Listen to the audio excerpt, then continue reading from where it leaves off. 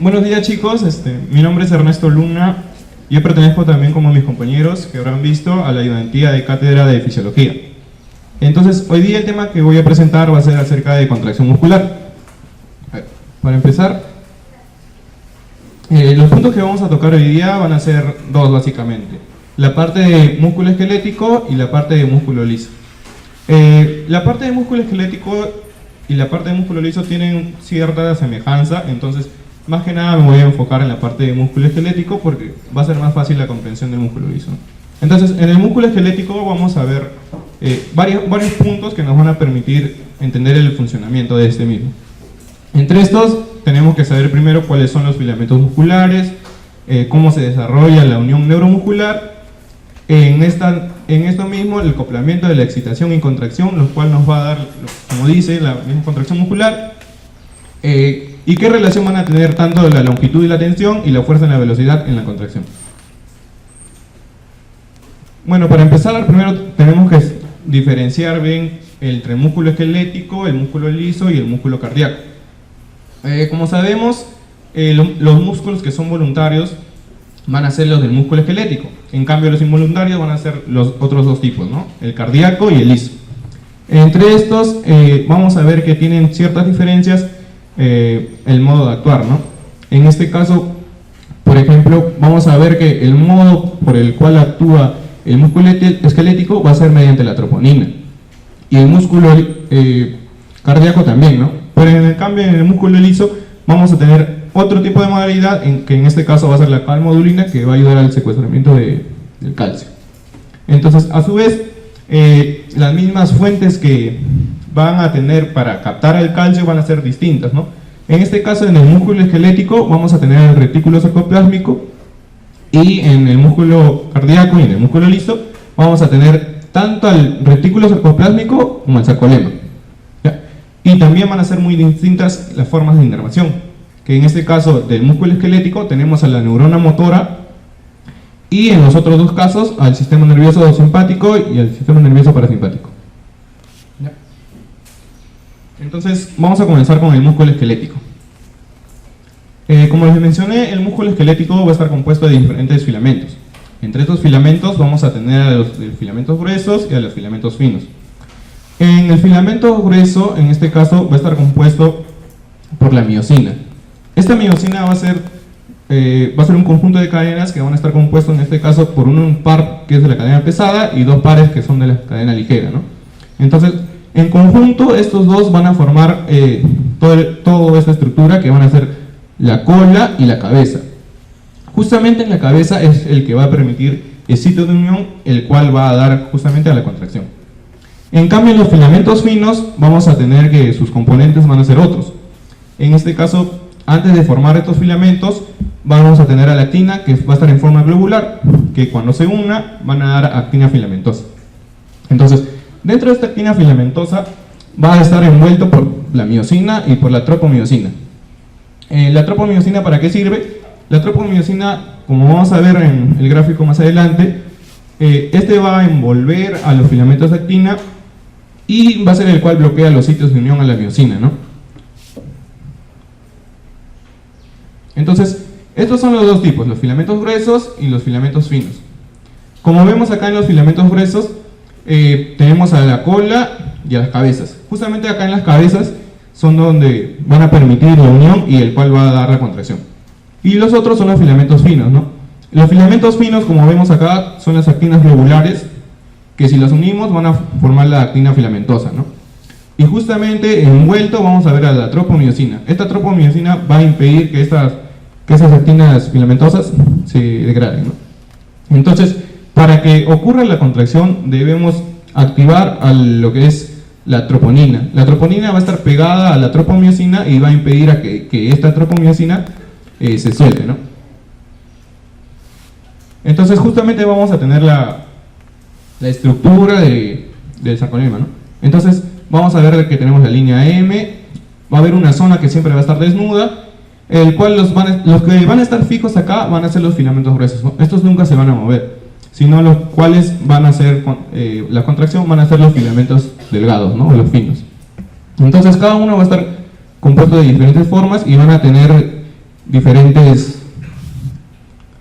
características, que en este caso van a ser los sitios negativos y los sitios positivos, ¿no?, a los cuales se van a mover, que en este caso vendrían a hacer que cuando ocurra la contracción, esto va a haber una interposición entre los filamentos gruesos y los filamentos finos, donde los filamentos finos van a ir encima, y entonces vamos a ver que va a haber un movimiento desde filamentos gruesos hacia la parte positiva, ¿no?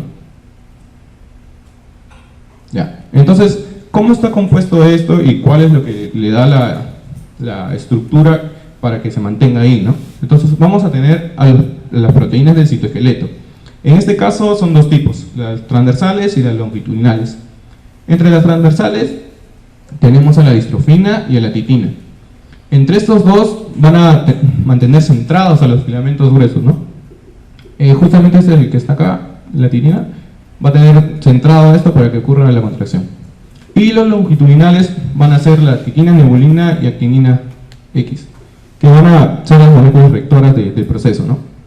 En este caso, para que ocurra la contracción, necesitamos un cierto campo, ¿no?, por así decirlo, entonces, donde se genere el potencial de acción, ¿no?, el cual nos va a permitir que ocurra el proceso. Entonces vamos a tener el túbulo T, el cual va a tener el receptor de dihidropiridina. Y también tenemos el retículo citoplásmico, ¿no? En este caso va a tener otro receptor que es el tipo ryanodina.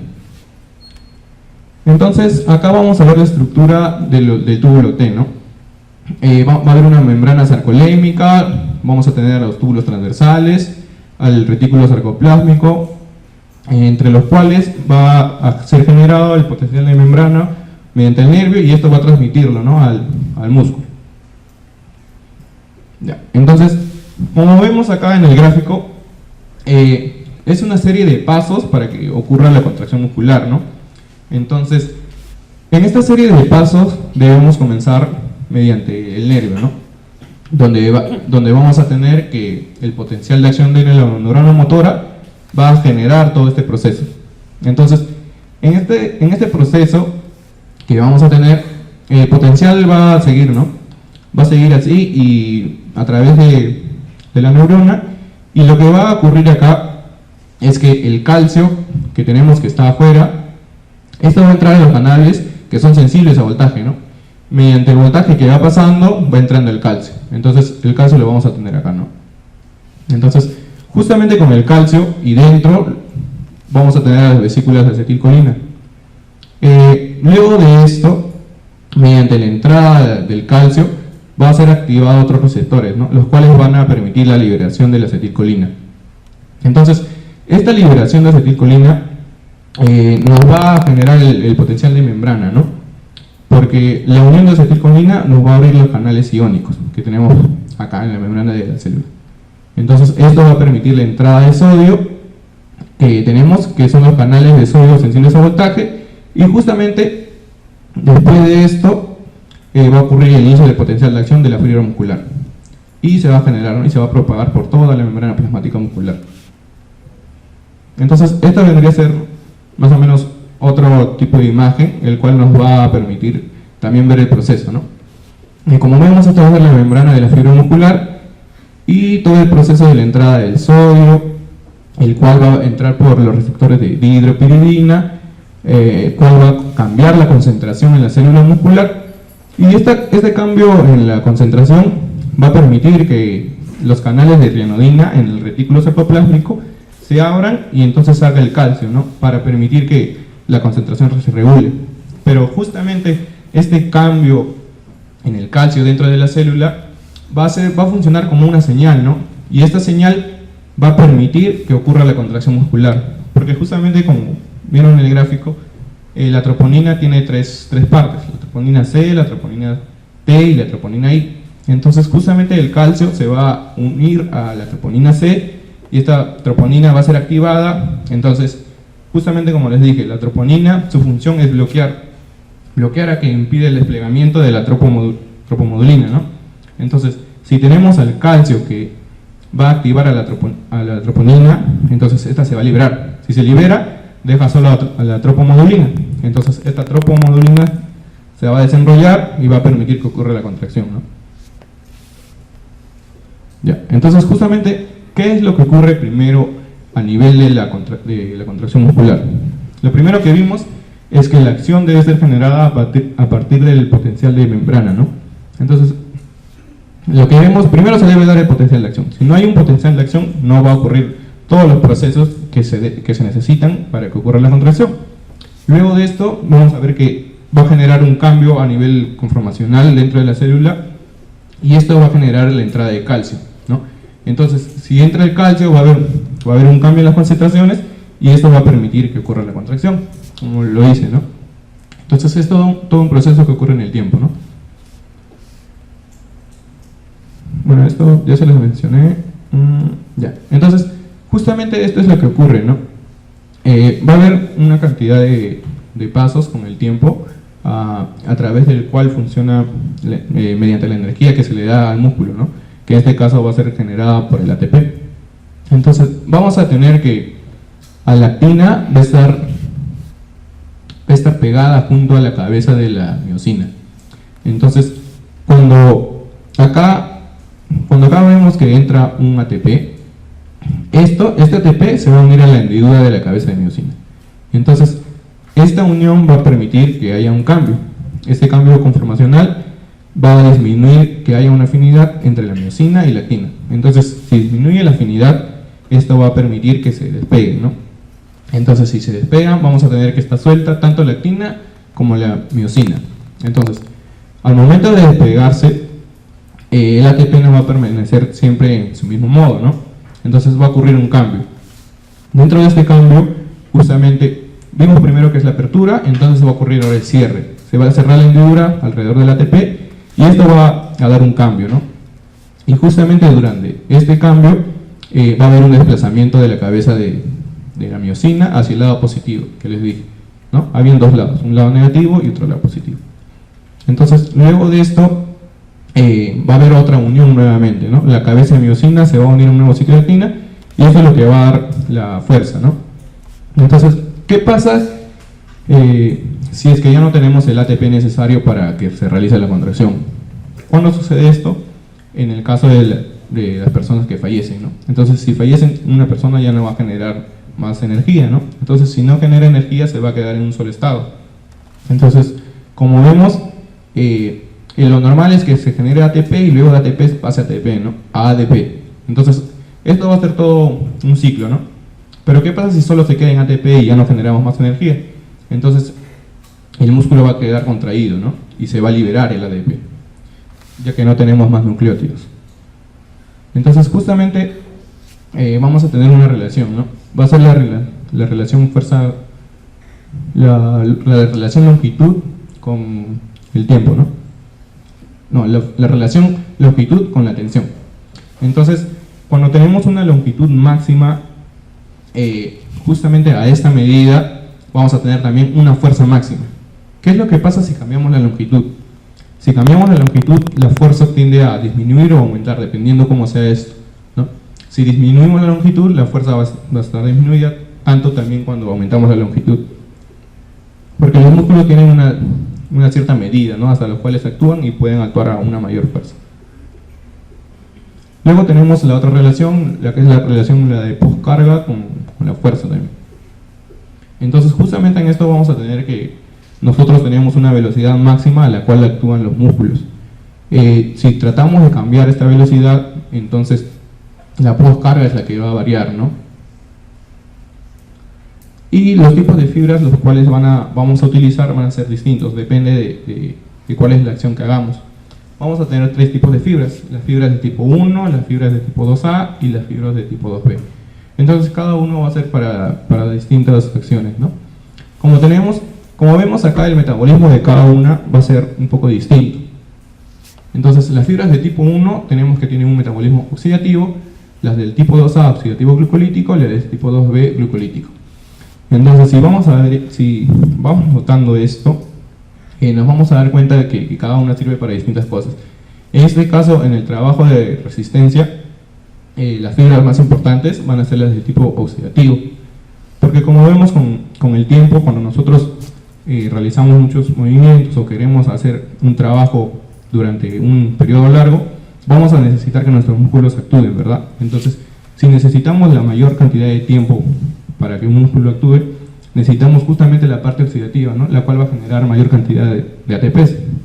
En cambio, ¿qué es lo que sucede si nosotros queremos utilizar la mayor fuerza en el menor tiempo posible? Entonces se va a tener que activar otra vía, ¿no? La cual nos va a dar ATPs a menor tiempo y más rápido. Entonces, entre estos vamos a tener a las otros tipos de fibras, ¿no? Las que tienen las fibras de tipo 2A y las fibras de tipo 2B, ¿no? Entonces, como vemos, lo que utilizan, por así decirlo, los maratonistas van a ser las fibras de tipo que tienen tirón lento, ¿no?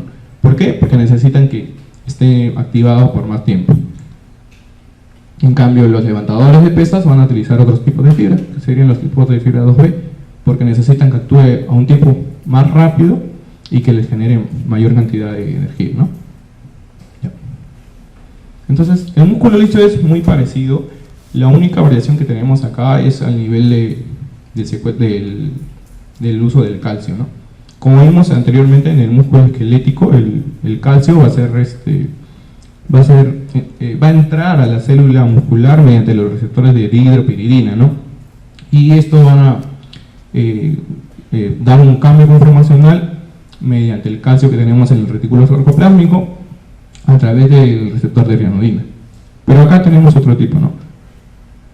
En este caso, ¿cómo va a funcionar el músculo liso? Vamos a tener que están en dos tipos, ¿no? El tipo que es de forma unitaria y el que está en forma multiunitaria. Entonces, cada uno va a ser encontrado en diferentes órganos. El de tipo unitario, como lo dice su nombre, nos va a dar una contracción que es coordinada. Y justamente esta contracción es gracias a las uniones comunicantes que tiene, ¿no? Y a su vez también porque tiene marcapasos. Entonces, todo esto en conjunto nos va a dar que actúen todos al mismo tiempo, ¿no? Entonces, ¿dónde lo encontramos? En la vejiga, en el uréter, en el tracto gastrointestinal, en el útero, ¿no? Pero ¿qué pasa con los tipos de células que son multiunitarias? Entonces vamos a ver que cada fibra va a ser una unidad motora separada. O sea, cada uno va a actuar independientemente. Entonces, si es así, esto se da gracias a que no tienen uniones comunicantes, ¿no? Entonces, si es así, ¿dónde lo vamos a encontrar? Lo encontramos en el iris, en el músculo escleral cristalino y en el conducto deferente. Justamente este proceso de despolarización de la membrana nos va a dar tres mecanismos por los cuales vamos a secuestrar el calcio, ¿no? Entonces, uno va a ser mediante la despolarización, otro va a ser mediante el uso de hormonas y neurotransmisores. Entonces, estos van a dar tres caminos, ¿no?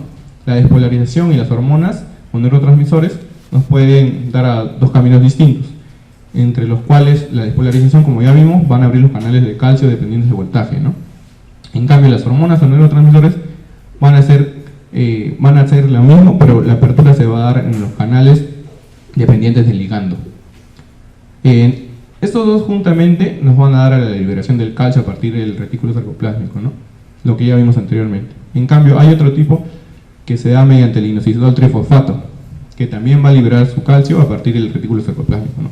Entonces, justo estos dos caminos nos van a llevar al aumento de la concentración de calcio a nivel celular, y esto va a llevar a la activación de la calmodulina, ¿no?